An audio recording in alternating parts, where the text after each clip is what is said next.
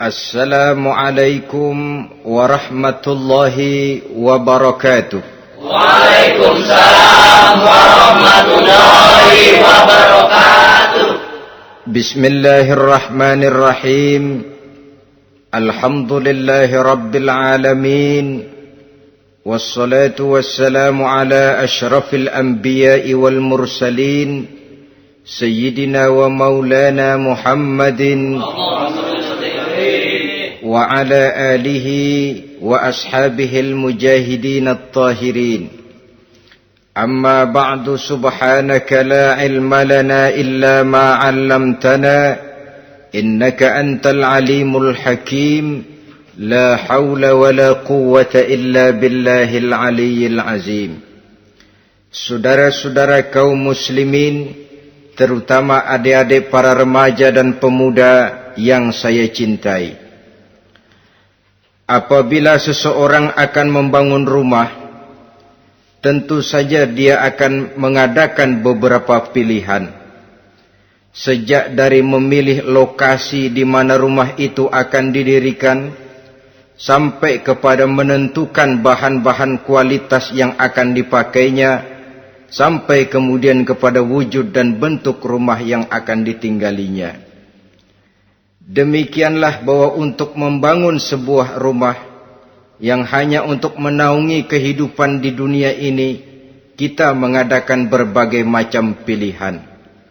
Apalagi kalau kita akan membangun sebuah rumah tangga yang kita harapkan tidak hanya akan menaungi kehidupan di dunia ini, tidak hanya untuk kepentingan kita saja, tetapi juga untuk kepentingan anak cucu kita di belakang hari, termasuk sampai kepada hari akhirat nanti.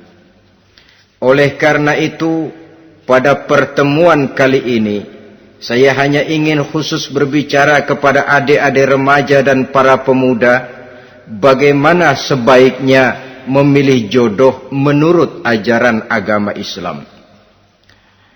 Dalam Al-Quran, Allah subhanahu wa ta'ala menjelaskan, Zuyyina linnasi hubbus syahawati minan nisa, bahwa manusia apapun jenisnya, asal dia bernama manusia, dihiasi dengan perasaan cinta kepada perempuan. Jadi sejak dahulunya secara fitrah, laki-laki senang kepada perempuan, sebagaimana perempuan pun senang kepada laki-laki. Dihiasi rasa cinta ini dalam kehidupan manusia. Dan oleh karena adanya rasa cinta, berkembanglah segala macam persoalan. Sehingga seorang ahli cinta pernah berkata, cinta adalah 5 huruf yang membuat persoalan tidak akan pernah selesai. 5 huruf yang membuat persoalan tidak akan pernah selesai-selesai.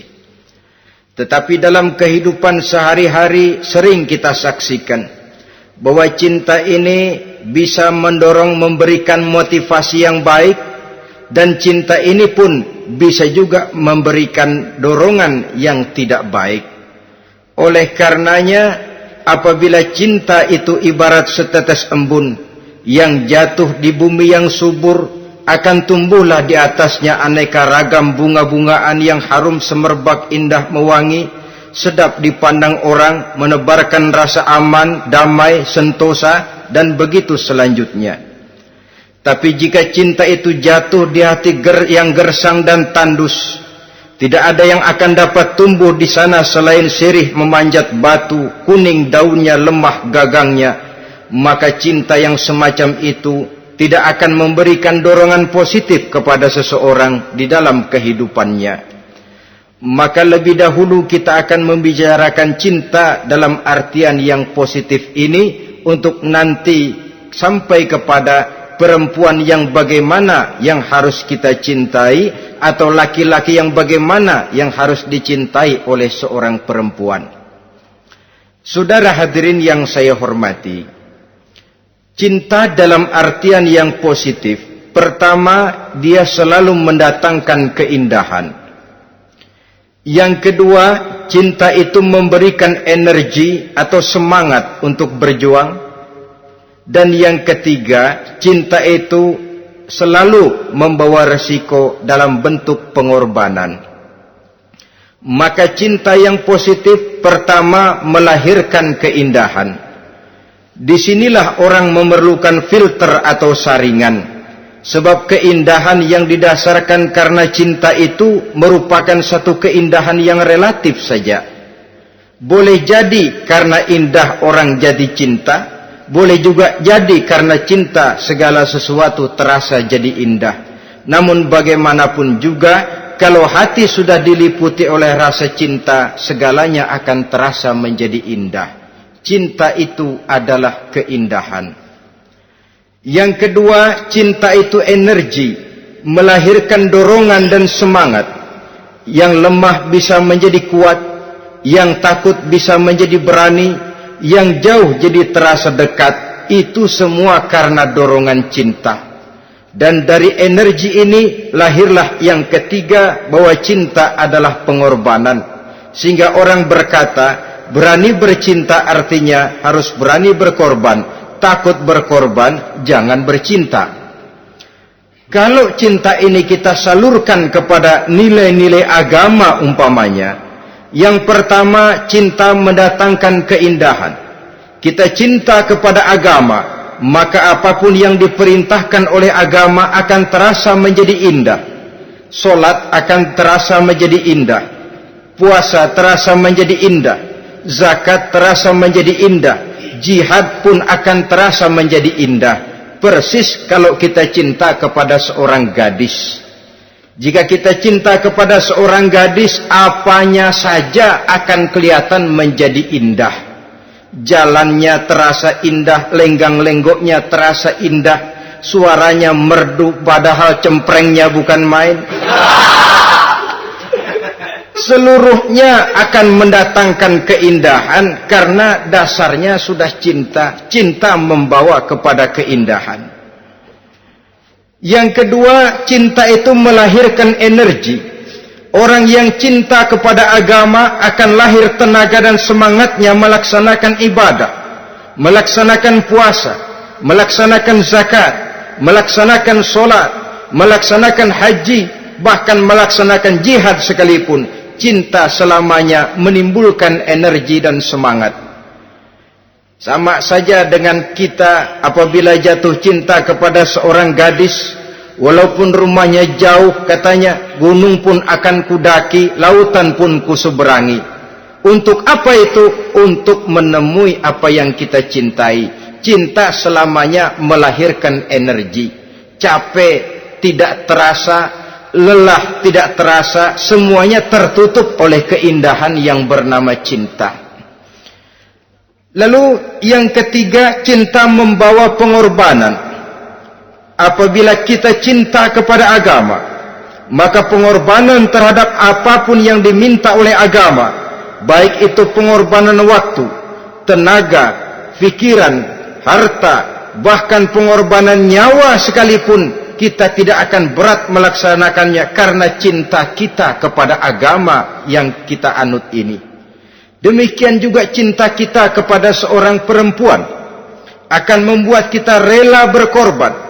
Apapun yang dia minta, jangankan kita tidak mampu, jangankan kita mampu, kita tidak mampu sekalipun, kita masih berusaha untuk mampu guna memenuhi tuntutan si buah hati belahan jantung.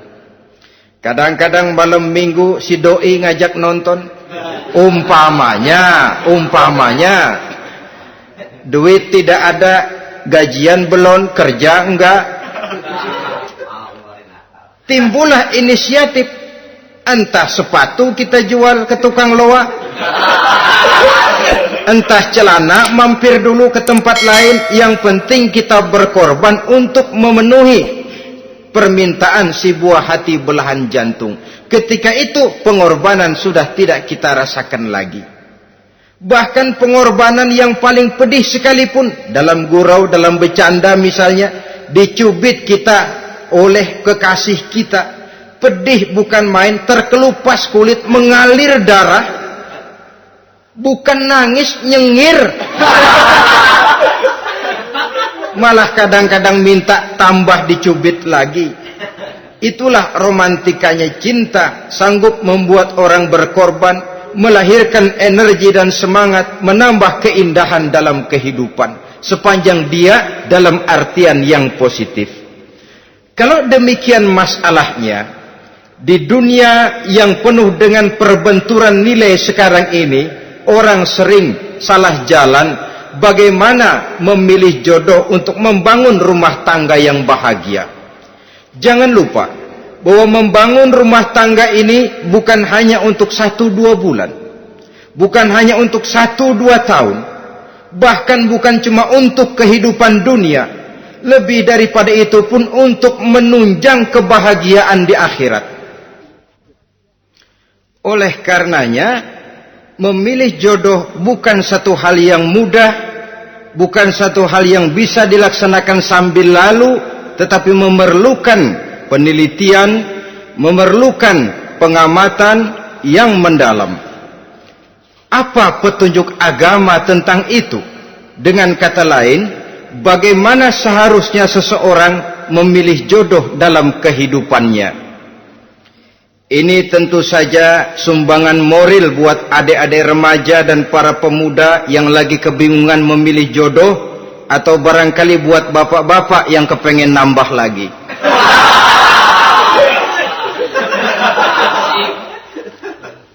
Mohon maaf kepada ibu-ibu, saya tidak menganjurkan, cuma ngajarin. Yang pertama, menurut Nabi, nikahilah perempuan itu karena rupanya, karena hartanya, karena keturunannya, dan karena agamanya. Ada 4 motif utama di sini. Pertama, memilih jodoh, lihatlah rupanya. Lagian siapa yang kepengen dapat jodoh rupanya nggak karu-karuan? Cari rupa yang cantik, indah, dan menawan. Namun jangan lupa, saya katakan di zaman di mana sering terjadi benturan nilai seperti sekarang ini, orang sulit untuk mendapatkan keaslian.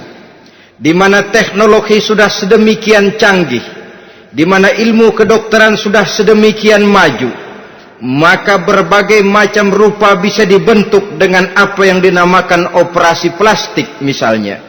Yang pesek bisa dibikin mancung, kuping yang kelebaran bisa dibikin sedang, pipi yang kembung sebelah bisa dibikin rata, janggut yang tidak menarik bisa dibikin bak lebah bergantung katanya. Oleh karena itu, kalau pilihan hanya tertuju kepada rupa yang cantik saja semata-mata, kita sudah melakukan satu kesalahan yang sangat besar. Sebab apa? Diperingatkan oleh Nabi melalui hadis Ibnu Majah, Bazar dan Baihaqi dari Ibnu Umar. Janganlah kamu kawini seorang perempuan karena kecantikannya, sebab kecantikan boleh jadi akan mencelakakan. Jangan juga kamu kawini perempuan karena hartanya, sebab kekayaan biasanya akan mendatangkan kesombongan. Tetapi kawinilah karena agama dan akhlaknya, karena itulah yang akan membawa kepada kebahagiaan. Saudara-saudara kaum muslimin, terutama adik-adik remaja dan para pemuda, dikala usia puber, apalagi mata baru terbuka, awal balik namanya, remaja sering kehilangan filter. Pokoknya asal melihat rupa yang sudah lemot, denok, geboy, pikiran pun hanyut, malam terkenang, siang terbayang, tidur tak nyenyak, makan tak enak katanya, selalu terbayang wajah si doi.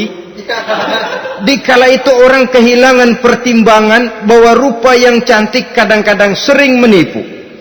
Diriwayatkan oleh Imam Ibnu Abbas, satu hari ketika sedang kumpul dengan para sahabat, lewatlah orang dengan potongan potongan orang kaya. Kelihatan kan, orang kaya sama orang miskin jalannya aja lain kan? Jalannya saja, jangan gaya hidupnya, jalannya saja lain.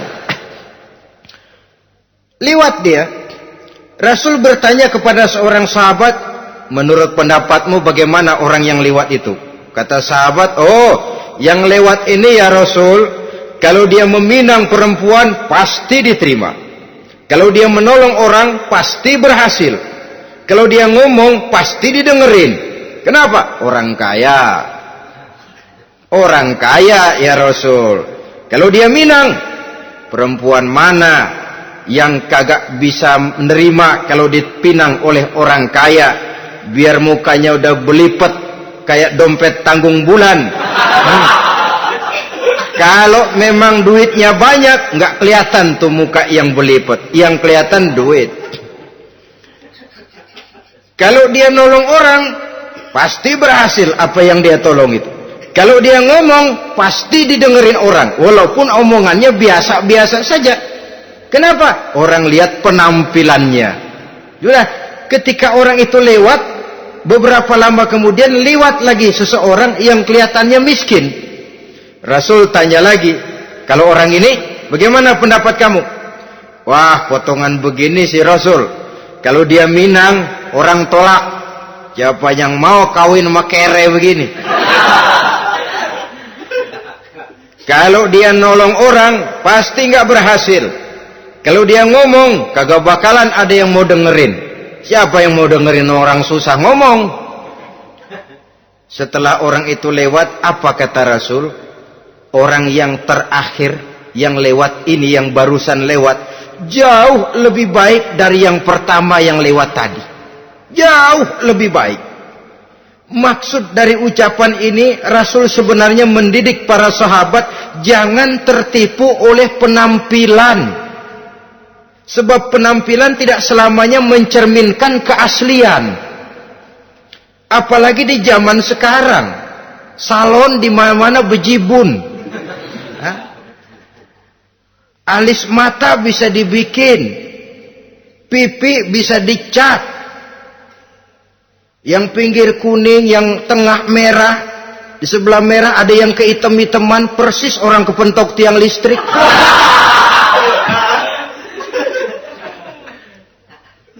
Kecantikan yang artifisial, kecantikan yang bukan alami. Karena itu silakan saja cari yang cantik, tapi jangan terpaku sampai di situ. Sebab kecantikan di samping dia mudah berubah oleh pergeseran masa dan pertukaran waktu, ternyata penampilan tidak selamanya mencerminkan keaslian. Lain hari seorang sahabat pernah mengadu, "Ya Rasul, ada apa? Inna imraati la turaddu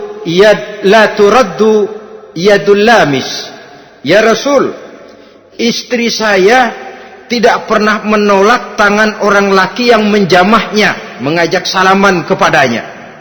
Apa jawab Rasul? Ceraiin aja. Tapi hati saya berat ya Rasul, saya cinta betul sama dia. Ya kalau hatimu berat, jaga dia baik-baik. Nah, dari riwayat ringkas ini kita ambil satu perbandingan. Memang punya istri berwajah cantik itu kadang-kadang si malakama kalau imannya tidak kuat. Si malakama. Kita diemin aja, binal, makan hati, nggak aman, nggak tentram. Jangan-jangan saya berangkat ke kantor, dia ngompreng. Buah si malakama, seperti orang tadi, ya Rasul. Istri saya kelihatannya, sebenarnya nggak negatif maksudnya ini, cuma bersalaman, tapi terlalu ngobrol. La turaddu yadul lamis, tidak pernah menolak orang yang ngajak salaman. Ya sekedar salaman. Tapi kan awalnya dari salaman. Kalau sudah salaman kan strum bisa ngederdet dari tangan situ. Kata Rasul sederhana saja. Ya kalau memang begitu ceraiin. Saya nggak kuat Rasul. Saya cinta betul sama dia. Kalau kau tak kuat berpisah dengan dia, jagalah dia baik-baik. Ajar, didik, tanamkan rasa keagamaan di dalam hatinya. Saudara-saudara kaum muslimin, jadi rupa yang cantik tanpa didasari oleh nilai-nilai agama akan membuat seorang suami di rumah tangganya seperti si malakama. Seperti berhadapan dengan buah si malakama kalau tidak diiringi dengan nilai-nilai moral yang luhur dan bekal agama yang tangguh. akan pergi jauh dari rumah rasanya tidak aman, sedangkan di rumah saja siapa yang akan mencari nafkah, dan begitu selanjutnya. Orang tadi jelas berhadapan dengan buah si malakama, didiamkan, makan hati.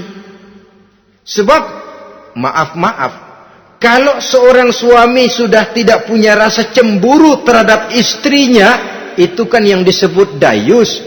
Dan dayus itu jangankan masuk surga, bau surga saja dia tidak dapat. Tapi cemburu dalam artian bukan cemburu buta, cemburu dalam artian yang wajar. Dia cemburu, akan dikerasi takut kalau istrinya minta cerai, sedangkan dia cintanya sudah kadung medok bener. Si malakama jadinya. Nah, ini juga satu riwayat yang memberikan gambaran kepada kita. Pilihan, silakan cari rupa yang cantik saja, cari yang cantik.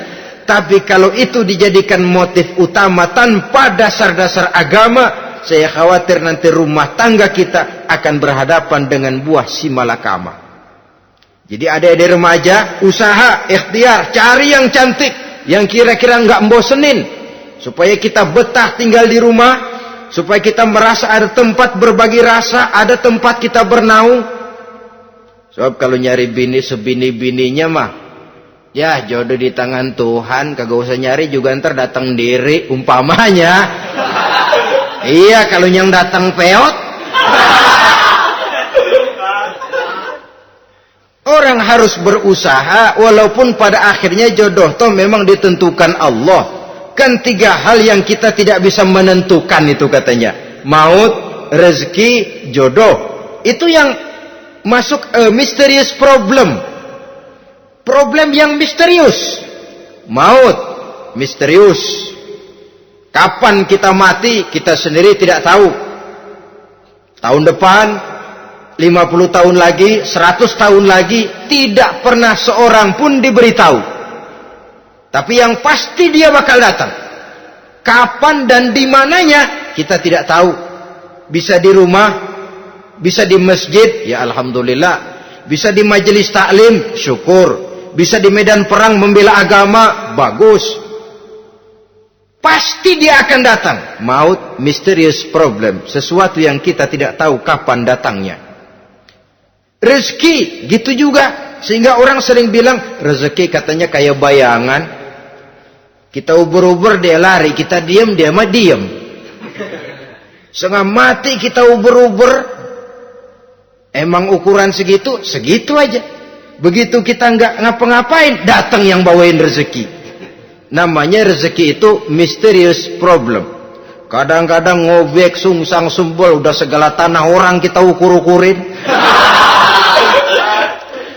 Udah segala ngomong sudah nggak ada yang loh, tuh sudah buta. Tapi memang bayangan, kalau belum rezeki ya belum. Kadang-kadang nyari kode sampai tidur di kuburan. Belepotan tanah kuburan loh. Yang aneh lagi kadang-kadang orang gila ditanyain. Allahu Akbar, ini kode-kode zaman sekarang ini. Sampai orang waras nanyain orang gila, itu gimana itu? Ini sudah efek yang betul-betul negatif. Sudah jelas orang gila kok ditanya. Apa kira-kira yang nanya nggak lebih gila dari yang gila itu?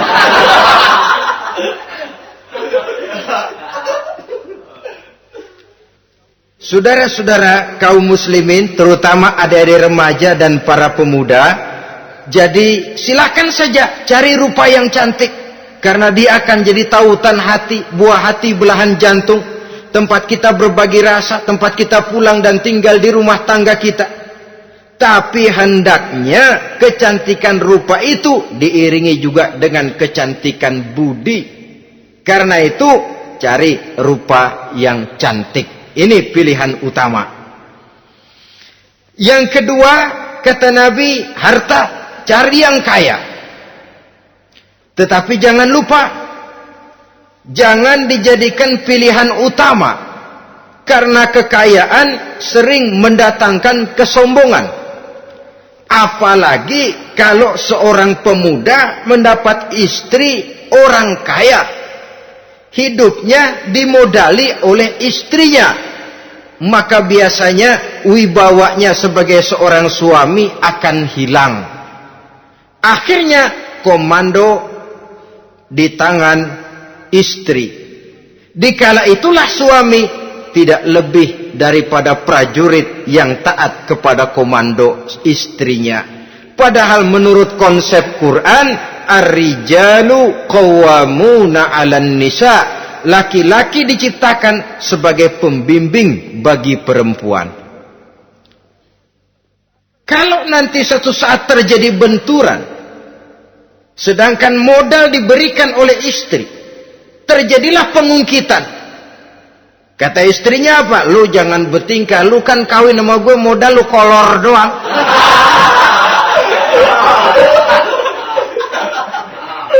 Kalau sekarang bertingkah, silakan keluar rumah. Bawa seperti engkau datang dulu, jangan bawa apa-apa. Pergilah seperti engkau datang dulu kemari. Hilanglah wibawa seorang suami. Suami kalau udah digentak sama istri begitu, ngelempuruk kayak ayam sampar. Di mana lagi letak wibawanya? Harta sering mendatangkan kesombongan. Oleh karena itu, walaupun diperintahkan cari yang keturunan orang kaya, tapi maksudnya jangan dompleng. Sebab kepribadian seorang suami akan ditentukan oleh sifatnya sendiri. Keberadaannya ditentukan oleh karya dan perbuatannya sendiri. Itulah yang akan menampilkan kepribadian dia dalam kehidupan di masyarakat ini. Saudara-saudara kaum muslimin, terutama adik-adik remaja dan para pemuda, kan kadang-kadang di zaman sekarang kan kelas-kelas gigolo, playboy ya, nyari tante-tante kesepian, mejeng-mejeng di pinggir-pinggir jalan dengan harapan apa? Ya barter lah, tukar tambah, nah, supaya dapat rokok, dibelikan pakaian, motor dan sebagainya. Tapi yang jelas hilang harga diri sebagai laki-laki, dan itu yang paling mahal. Kalau seorang laki-laki sudah kehilangan harga diri, apalagi yang bisa dibanggakan dalam kehidupan ini? Apa artinya naik mobil kalau kepala tertunduk ke bawah? Apa artinya jalan di tengah masyarakat kalau kita tidak bisa menengadah dengan satu kebanggaan? Hilangnya harga diri merupakan kehancuran awal dari sebuah pribadi yang untuk jangka panjang kita tidak akan bisa lagi berbuat banyak. Tanpa harta orang memang sulit untuk bahagia, tapi harta semata-mata bukan merupakan jaminan bahwa orang lantas akan bahagia. Saya barangkali harus berkata, banyak orang miskin yang kaya, tapi tidak sedikit orang kaya yang miskin. Saya ulangi ini, banyak orang miskin yang kaya, tetapi tidak sedikit orang kaya yang miskin. Nah, bagaimana pengertiannya? Orang miskin yang kaya, materinya sederhana, peralatan rumah tangganya sederhana, tapi hatinya kaya. Oleh karena hatinya kaya, jiwanya lapang. Sebaliknya, orang kaya yang miskin, di tengah kelimpahan materi yang berlimpah, segalanya serba ada, hatinya yang miskin. Kelimpahan materi tidak akan sanggup mengobati kemiskinan hatinya. Sehingga di tengah kehidupan yang serba ada, dia masih merasa kurang, maka dia tidak pernah cukup. Di tengah kemilauan dan gemerlapan serta glamornya rumah mewah, dia merasa hidup di tengah gurun pasir yang gersang dan tandus. Karena itu, biarlah miskin harta tapi kaya budi, daripada kaya harta tapi miskin budi. Lebih utama lagi kaya harta, kaya budi. Itu idealnya. Dasar pilihan ketiga sesudah rupa dan harta menurut Nabi, keluarga. Faktor keturunan sangat menentukan. Pepatah mengatakan, buah apel akan jatuh tidak terlalu jauh dari pohonnya. Biasanya kalau bapak kalong, anak kampret. Bapak nyolong, anak nyopet. Itu fotokopi. Saudara-saudara, sungguh pun demikian, faktor keluarga bukan merupakan yang paling dominan, karena segalanya memang bergantung kepada hidayah dari Allah Subhanahu wa ta'ala. Kalau hidayah datang, bisa saja anak maling bisa jadi kiai. Kalau hidayah datang, bisa saja anak nabi malah ikut bersama orang-orang kafir. Pada akhirnya orang mau besar atau tidak bukan dengan jalan menyempeng kepada keturunan orang lain, tapi ditentukan oleh kepribadian dirinya sendiri. Tidak bisa kita menjadi besar dengan menyebut kebesaran orang lain. Itu sebabnya dicontohkan oleh Imam Ali pada saat beliau berkata, laisal fata may yaqulu kana abi walakinnal fata may yaquluha anadha. Anak muda yang gentleman adalah anak muda yang berani berkata, inilah saya. Bukan anak muda yang membanggakan leluhurnya. Ini kan zaman sekarang ini lagi ngetop-ngetopnya lagu-lagu cengeng katanya. Sebenarnya menurut saya bukan cuma lagu cengeng yang jadi masalah. Lagu cengeng cuma satu efek dari sikap yang lebih utama dari itu, yaitu mental cengeng. Kalau mental sudah cengeng, apapun yang kita lakukan akan jadi cengeng. Tidak cuma lagu, kebudayaan yang lahir akan kebudayaan cengeng. Jadi pengusaha cengeng. Jadi pejabat cengeng. Jadi kiai cengeng. Kenapa? Mental cengeng. Di antara mental cengeng itu apa? Mengandalkan fasilitas atasan. Kalau tidak ada fasilitas dari atas, lantas tidak bisa berbuat apa-apa, cengeng. Menjadi besar bukan karena karier pribadi, tapi karena nasib katrolan. Itu pun termasuk mental cengeng. Sedikit gagal, bagaimana sedikit jalan buntu, sedikit deadlock, lu ngapain lu melulu? Saudara hadirin yang saya hormati, jadi lebih penting dari sekedar lagu-lagu cengeng, saya malah lebih suka bicara mental cengeng ini. Mental yang cepat putus asa. Mental yang tidak mau mengeluarkan usaha maksimal. Mental yang hanya mengandalkan fasilitas. Sedangkan pribadinya tidak lebih daripada pribadi sumuhun dawu, pribadi kulon nuwun, pribadi kumaha juragan wae, pribadi oke bos, pribadi asal bapak senang. Bukankah itu semua merupakan cermin dari mental-mental yang cengeng, yang untuk jangka panjang tidak akan pernah menguntungkan daripada pembangunan bangsa dan negara yang kita cintai ini. Seseorang mau besar atau tidak bukan dengan jalan menyempeng kepada kebesaran orang lain. Bahkan Syauqi dalam sebait syairnya yang lebih tegas mengatakan, wa syarrun nasi zu khumulin iza fakhartahum zakarul jaduda wa syarrun nasi wa khairun nasi zu syarafin qadimin aqama li nafsihi syarafan jadida. Generasi yang paling jelek adalah generasi pemalas. Kalau kelihatan orang lain lebih hebat dari dia, disebut-sebutnya kebesaran nenek moyangnya. Dia sendiri nggak punya prestasi apa-apa. Kerjanya cuma ngandeli babe. Kerjanya cuma menggelayuti fasilitas orang tuanya. Tanpa itu dia tidak akan punya nilai dan harga sama sekali. Ini generasi paling jelek. Kalau orang lain kelihatan lebih hebat, dia sebut nenek moyangnya. Lo sih belum apa-apa lo, baru kopral lo. Engkong gua no, komandan Hansip. Engkong. Engkongnya yang disebutin. Dia sendiri tidak punya prestasi apa-apa. Jadi silahkan saja cari gadis dari keturunan keluarga yang baik-baik. Tapi jangan jadikan tendensi utama, jangan dengan niat untuk menyempeng kepada kebesarannya.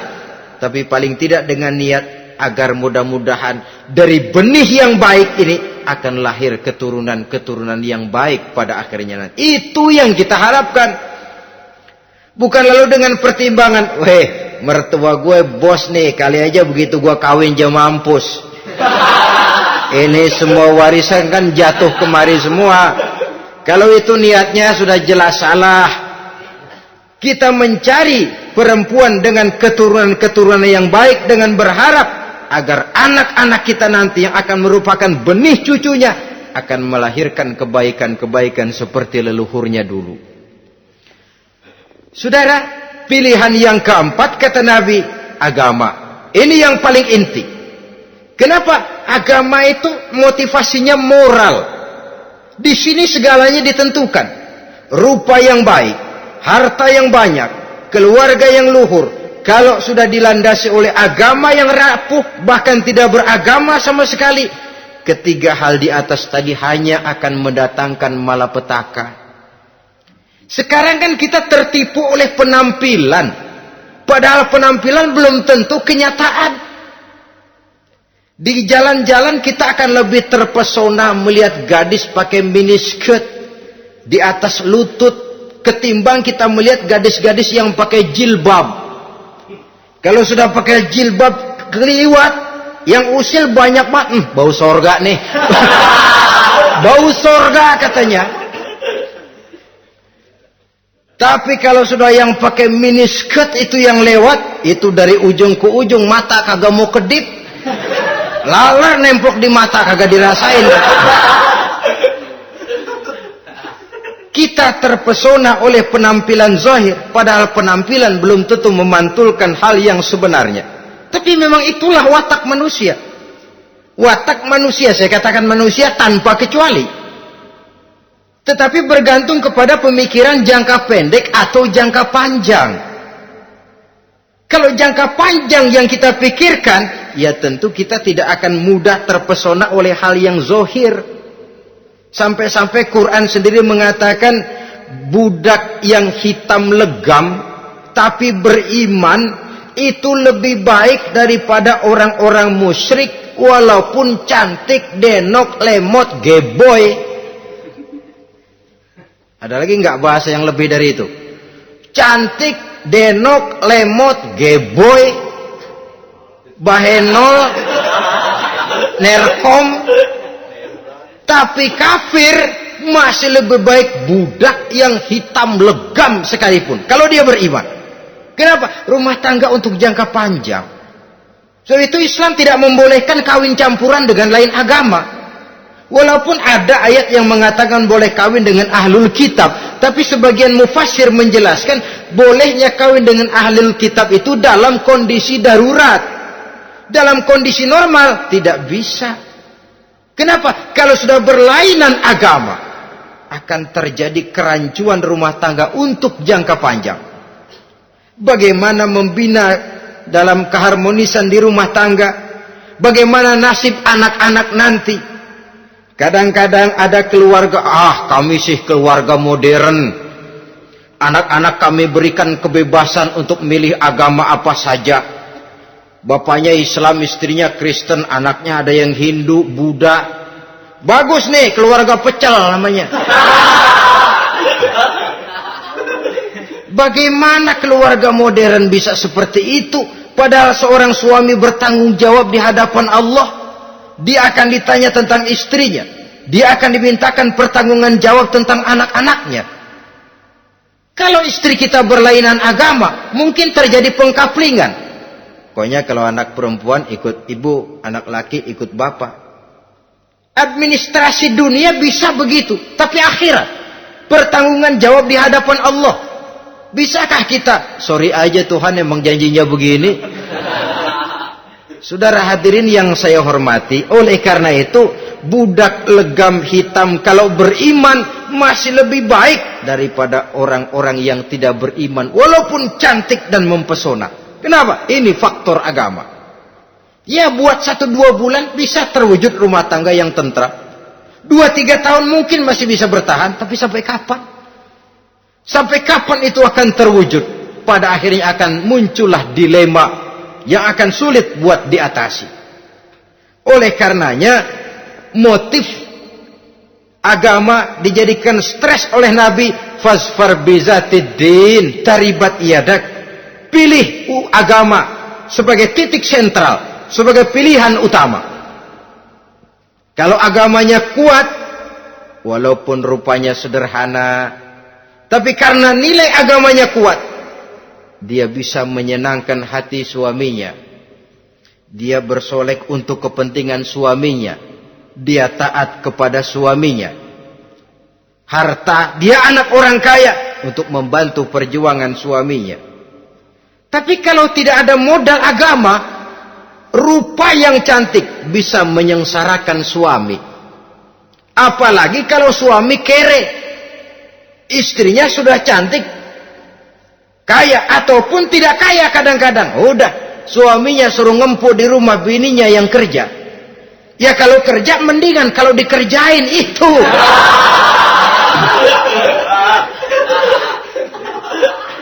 Itu yang repot. Saudara hadirin yang saya hormati, dan ini bukan satu dua kasus. Alangkah malangnya kalau sudah terkena hal seperti itu. Akhirnya seperti pengaduan sahabat kepada Rasul tadi. Mau diceraiin, cinta saya udah medok benar Rasul. Enggak diceraiin, hati saya ngebet, pegel. Si malakama akhirnya. Jadi oleh karenanya agama. Kalau dia cantik, walaupun miskin, agamanya kuat, dia bisa memelihara kehormatan diri. Dia kaya, agamanya kuat, hartanya disalurkan di jalan Allah. Karena itu agama jadikan pilihan utama. Dan ukuran agama itu bukan cuma jilbab loh. Ya kadang-kadang ada juga yang jilbabnya nggak pernah lepas, tapi kadang-kadang akhlaknya lebih binal dari yang keribu. Ada cuma sekedar kamuflase saja, itu pun penampilan. Sekedar penampilan saja. Cuma dari segi aurat ya memang lebih baik dan lebih utama. Dan saya kira lebih mengundang penasaran toh. Duren kalau udah dibuka kan kelihatan isinya. Emang udah begitu. Udah. Tapi kalau masih rapat, itu yang rasanya kita pengen buka. Timbul tantangan. Gue pengen tahu isinya. Rasanya juga begitu. Sama saja dengan baju. Kalau dibungkus rapat di plastik, ditaruh di etalase, adanya di toko mau serba ada. Tahu kita barang mahal nih. Biar punya duit, kita mau nawar ragu-ragu, takut nggak cukup. Tapi kalau barang sudah dibuka di jalanan, diobral di pinggir jalan, murahan, 1.003 masih dicampur odol. Yang begitu sih biar nggak punya duit, kita berani banget tanya, nawar, megang lagi nyemek. Berat duit nih bang. Kenapa? Barang sudah terbuka. Jadi saudara-saudara, syukur kalau keempat-empatnya ini jodoh terkumpul dalam jodoh yang saudara cari. Sudah rupanya cantik, kaya, keturunan orang baik-baik, agamanya kuat. Nah, surga dunia tuh. Yang begitu cari. Kalau ada yang begitu, saya juga mau nambahin satu lagi.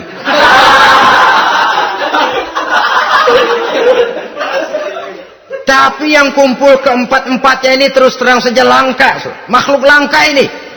Kadang-kadang cantik, kaya, keluarganya hebat, agamanya nol, akhlaknya kayak setan. Tapi yang paling celaka kalau empat-empatnya kagak ada.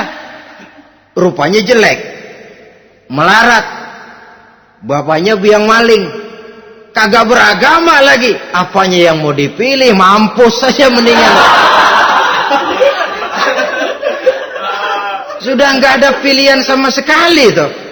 Sudah nggak ada pilihan sama sekali. Saudara hadirin yang saya hormati, terutama adik-adik remaja. Nah, lalu apa motivasi agama dalam pembinaan ini apa? Agama ini kan memberikan contoh bahwa perempuan yang baik itu, yang kita ingin jadikan dia sebagai ideal dalam pencarian jodoh, tandanya 3. Iza ra'aitaha saratka, kata Nabi. Kalau dipandang, dia bisa menggembirakan kamu. Kan ini yang penting buat seorang suami. Kalau saudara nanti jadi suami, punya istri yang jadi partner setia mendampingi suaminya. Kalau dilihat nggak bosenin, Kenapa? Dia berdandan untuk nyenangin hati suaminya. Enggak bosenin.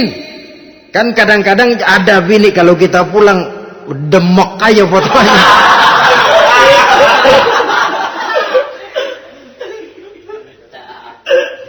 Ini yang bikin suami nggak betah di rumah ini kan yang begini. Adapun perempuan yang beragama, apabila dipandang oleh suaminya, dia pandai menyenangkan hati suaminya. Andai kata suaminya dalam kesulitan, dia tidak menambah beban kesulitan. Paling tidak dia bisa memberikan satu bantuan moral. Bantuan moral untuk mengurangi beban kesulitan daripada suaminya.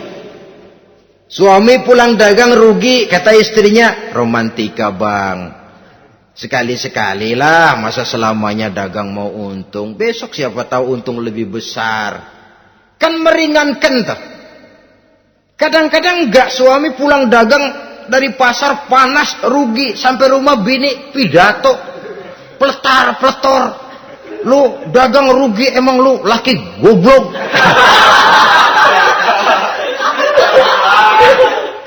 Sudahlah di pasar rugi, di rumah digoblok-goblokin. Ini nanti kena penyakit broken home yang begini ini. Padahal kesuksesan di kantor, kesuksesan di pasar, kesuksesan di medan tugas selalu dimulai dari kesuksesan dan ketenangan dari rumah tangga.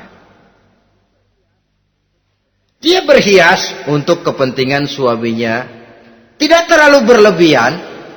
Dan suaminya pun pandai menghargai istrinya dengan kata-kata yang menimbulkan gairah dan semangat.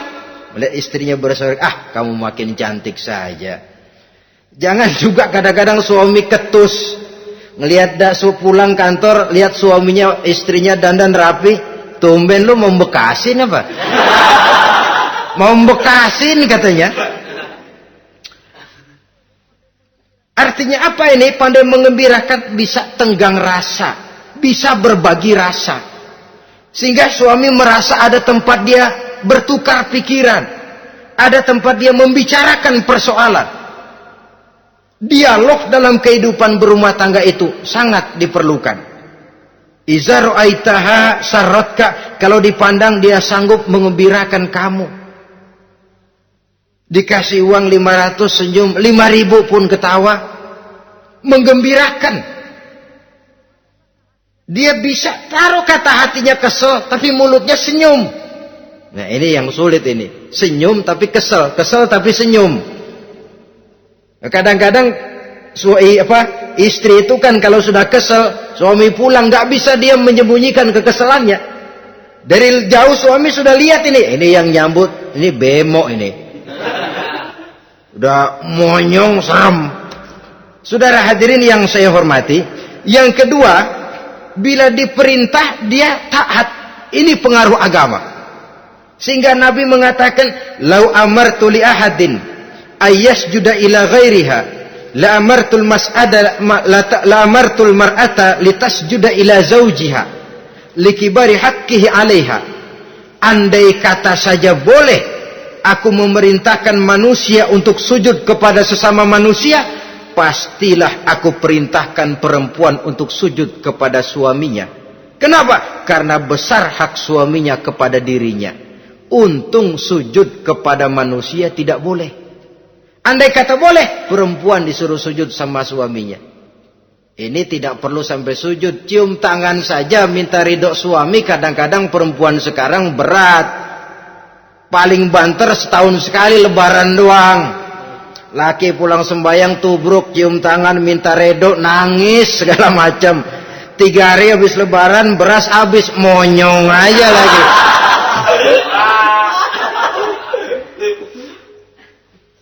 Saudara hadirin yang saya hormati,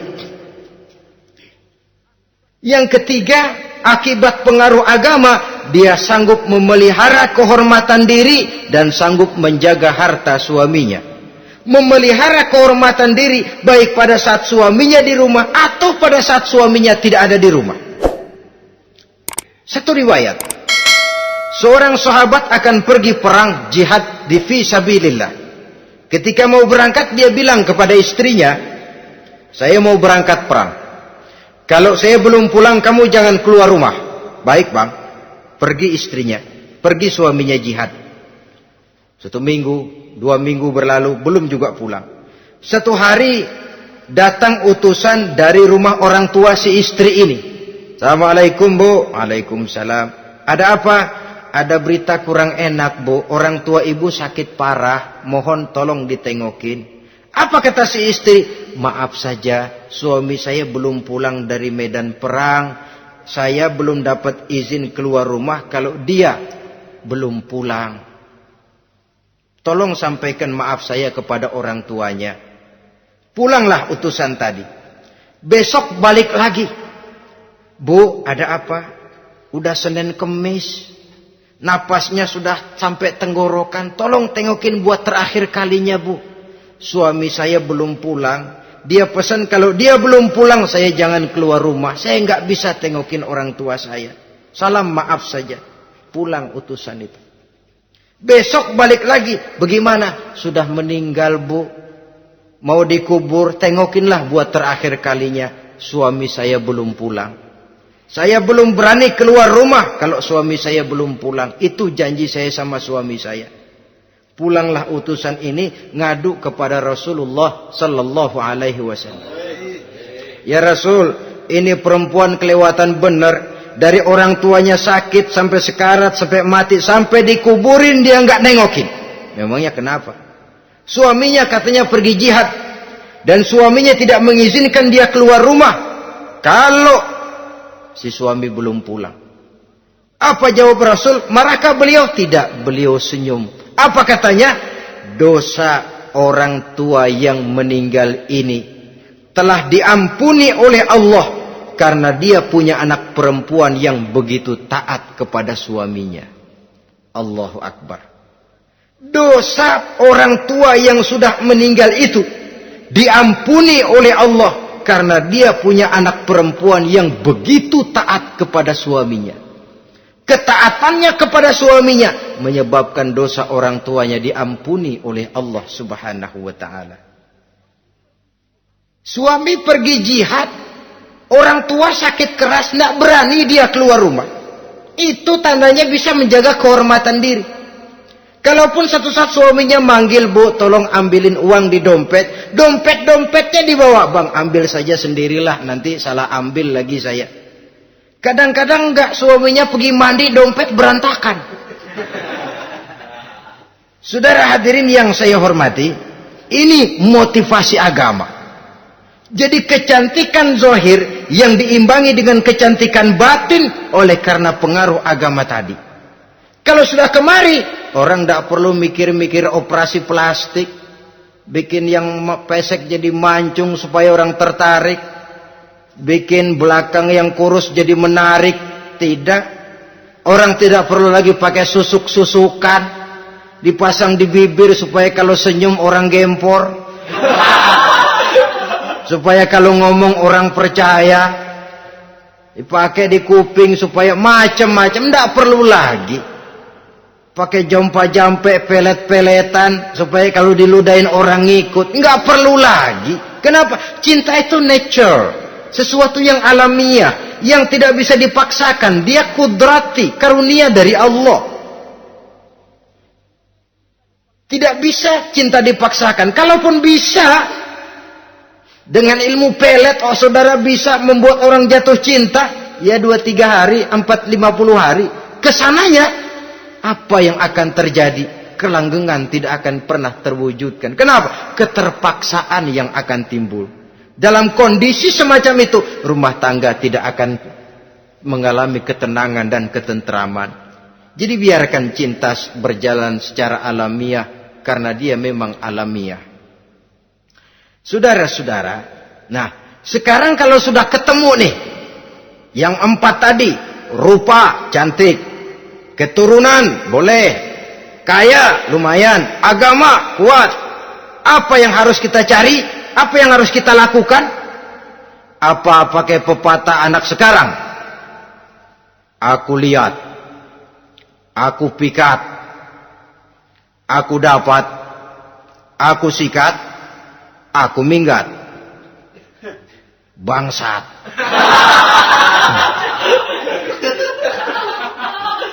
Itu kan ada moto cinta kilat begitu tuh. Cinta kilat katanya. Aku lihat, aku pikat, aku dapat, aku sikat, aku minggat. Bangsat.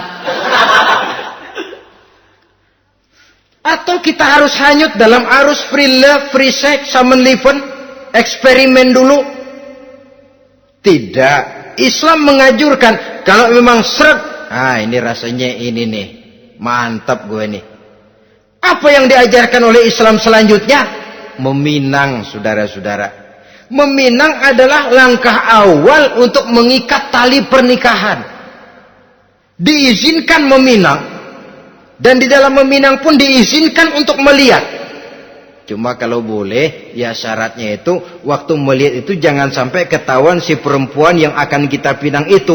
Untuk apa kita meminang? Pertama untuk yakin bahwa perempuan yang kita inginkan ini sudah kumpul syaratnya itu, tidak ada cacatnya.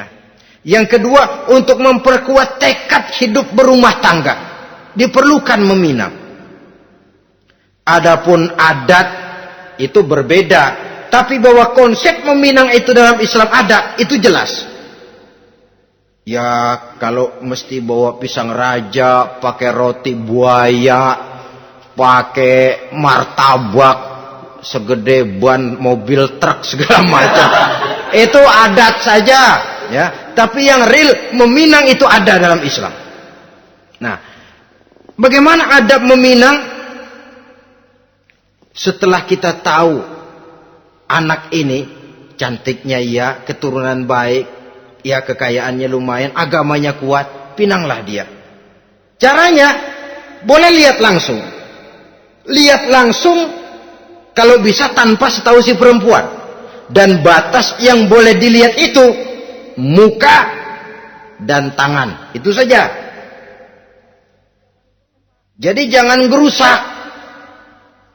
Minta permisi Pak, saya mau ngelihat anak bapak seutuhnya. Soalnya buat saya ini nanti. Apanya aja dibedolin. Jangan. Kira-kira yang boleh itu muka sama tangan. Andai kata kita risih. Sebab nanti kalau nggak jadi akan jadi timbul rasa malu. Dan si perempuan juga kasihan. Boleh mengutus perempuan yang kita percaya. Coba kau ke sana. Lihat kondisinya yang sebenarnya bagaimana. Kalau ngelihat dari jauh sih utuh, siapa tahu nanti tangannya kurang sebelah. Coba lihat sana. Saudara-saudara, kemudian boleh juga ditanyakan kepada orang tuanya. Dan dalam hal ini orang tua si gadis tidak boleh menyembunyikan aib atau cacat yang dimiliki oleh anaknya. Dia harus menceritakan apa adanya, sampai pun kekurangan anaknya yang paling kecil sekalipun. Sebab apa? Jangan sampai istilah pepatah beli kucing dalam karung. Kedengeran suaranya doang meong-meong, begitu dibuka tuh kucing gempor sebelah kakinya nggak ada. Kan tentu kita tidak kepengen kecewa di belakang hari. Itulah perlunya meminang sebagai jembatan untuk menuju kepada pernikahan. Nah, dengan demikian kalau sudah usaha meminang ini dilaksanakan, jangan merasa sudah setengah resmi. Ini yang kadang-kadang jadi penyakit. Malah sesudah meminang harus masing-masing lebih menjaga diri, menjaga kehormatan, menjaga pergaulan. Kenapa? Agar saat memasuki jenjang pernikahan nanti merupakan jenjang yang sangat ditunggu-tunggu. Ada rasa keinginan tahu. Kalau tidak, ya udah biasa, nggak giroh lagi ngadepin perkawinan. Kenapa? Kemarin-kemarin gue udah cobain. Hilang gairah lagi. Sebab itu kalau sudah meminang, jangan merasa sudah setengah halal. Udah minang ini Kadang-kadang orang tua juga konyol. Sudah dipinang, diumbar. Lu mau kemana keda lu udah pinang? Padahal meminang itu cuma langkah awal. Sedangkan selanjutnya harus lebih berusaha menjaga kehormatan diri. Sampai pada saat nanti pelaksanaan pernikahan. Nah, saudara-saudara, terutama adik-adik remaja dan para pemuda, walaupun agak sekilas memang karena terbatasnya waktu pada pertemuan ini, mudah-mudahan bisa memberikan gambaran yang sepintas tentang bagaimana sebaiknya kita memilih jodoh di dalam membina rumah tangga yang bahagia. Semoga ada manfaatnya. Terima kasih atas segala perhatian. Mohon maaf atas segala kekurangan. Usikum wa nafsi bitaqwallah. Wassalamualaikum warahmatullahi wabarakatuh. Waalaikumsalam